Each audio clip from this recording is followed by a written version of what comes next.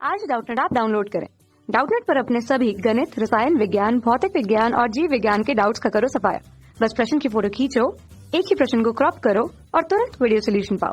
अभी डाउनलोड करें। हेलो दोस्तों, प्रश्न दिया है वैद्युत द्विध्रुव आघूर्ण वेक्टर P के द्विध्रुव की अक्ष में केंद्र से r दूरी पर वैद्युत विभव का व्यंजक लिखिए। इस वैद्युत द्विध्रुव को 90 डिग्री घुमा देने पर उसी बिंदु पर वैद्युत विभव क्या होगा। ठीक है, हमारे पास एक वैद्युत द्विध्रुव है। ठीक है, तो अगर हम वैद्युत द्विध्रुव की बात करें, क्या होता है कि जब हमारे समान आवेश, मतलब कि जिनका समान मतलब है परिमाण जिनका समान हो, जब समान परिमाण के दो आवेश एक दूसरे से अल्प दूरी पर रखे होते हैं। यहाँ से हमने मान लिया इनके मध्य की जो दूरी है, अल्प दूरी, वो हमारी कितनी है, 2l है।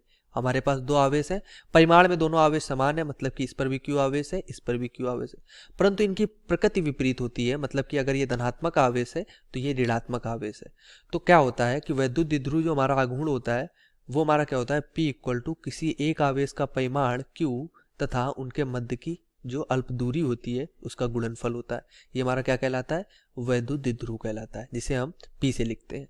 ठीक है, अब कह रहा है कि अगर इसकी अक्ष पर, तो यहां से अगर इसकी अक्ष की बात करें तो इसकी अक्ष से अगर हम मान लें कि इसकी अक्ष पर r दूरी पर कोई बिंदु है यहाँ पर B, जहां पर हमें वैद्युत विभव V का हमें व्यंजक लिखना है।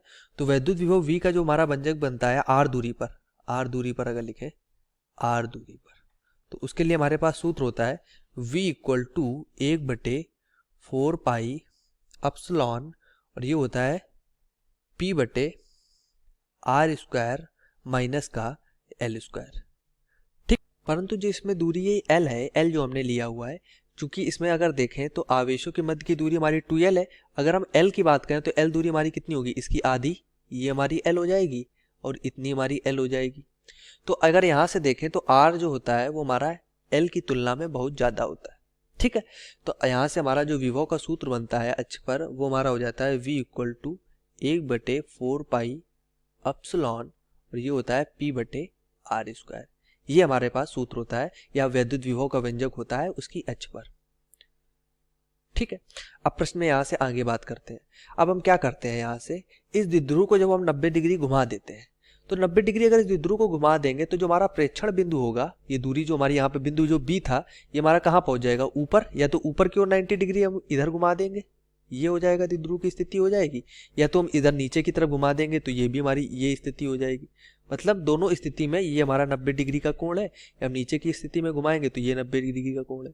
तो बिंदु B हमारा एक बार यहाँ पे पहुंच सकता है या फिर हमारा यहाँ पे पहुंचेगा। तो अगर हम दोनों स्थिति की बात करें तो हमारा जो प्रेक्षण बिंदु इस बिंदु पर पहुंच रहा है, ये हमारा क्या है, निरक्षीय स्थिति है, निरक्षीय स्थिति। और ये भी हमारी यहाँ पर इस बिंदु पर भी, ये भी जो स्थिति है ये हमारी क्या है, निरक्ष है, मतलब निरक्षीय स्थिति है।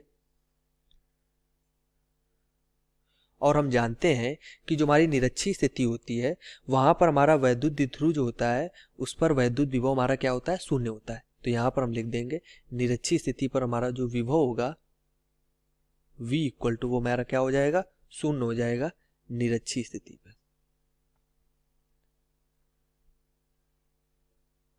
ठीक है, तो यही हमारा इस प्रश्न का आंसर हो जाएगा कि जब इसे हम 90 डिग्री घुमा देंगे तो हमारा वैद्युत विभव जो होगा वो शून्य हो जाएगा, क्योंकि हमारा प्रेक्षण बिंदु जो होगा वो निरक्षीय स्थिति पर पहुंच जाएगा। धन्यवाद। कक्षा 6 से 12वीं से लेकर नीट, IIT, JEE वो एडवांस के लेवल तक 1 करोड़ से ज्यादा छात्रों का भरोसा। आज ही डाउनलोड करें डाउटनेट ऐप या व्हाट्सएप करें अपने सारे डाउट्स 8400 400 400 पर।